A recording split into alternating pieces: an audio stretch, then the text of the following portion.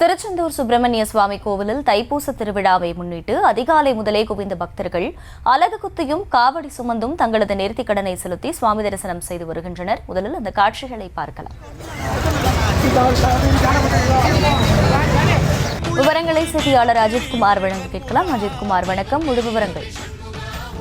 நிச்சயமாக, அதாவது தமிழகத்தில் உள்ள அனைத்து முருகன் கோவில்களிலும் தைப்பூச திருவிழாவானது இன்று கொண்டாடப்படுகிறது.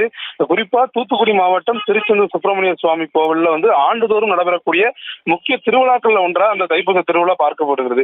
குறிப்பா இந்த தை மாதம் வரக்கூடிய பூச நட்சத்திரமும் பௌர்ணமி தினமும் அன்றும் இந்த தைப்பூச திருவிழாவானது கொண்டாடப்படுகிறது.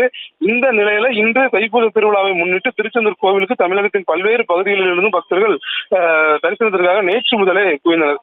மேலும் தமிழகத்தின் தென்பகுதிகளான தென்காசி, அருப்புக்கோட்டை, ராமநாதபுரம், விருதுநகர், கன்னியாகுமரி, நாகர்கோவில் உள்ளிட்ட பகுதிகளிலிருந்தும் பக்தர்கள் பாத யாத்திரையாக அலகு குத்தியும் காவடி எடுத்தும் தங்களது வேண்டுதலை நிறைவேற்றுவதாக திருச்செந்தூர் கோவிலுக்கு வந்த வண்ணம் உள்ளனர். அவர்கள் அதிகாலை முதலே கோவிலில் நீண்ட வரிசையில் காத்திருந்து கடலில் புனித நீராடி தரிசனத்திற்காக காத்து வருகின்றனர். கோவிலில் இன்று தைப்பூசத்தை முன்னிட்டு அதிகாலை 1 மணிக்கு கோவில் நடை திறக்கப்பட்டிருந்தது.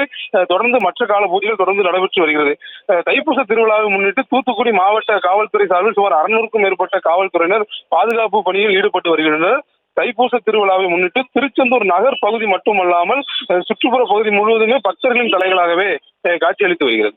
விவரங்களுக்கு நன்றி அஜித்.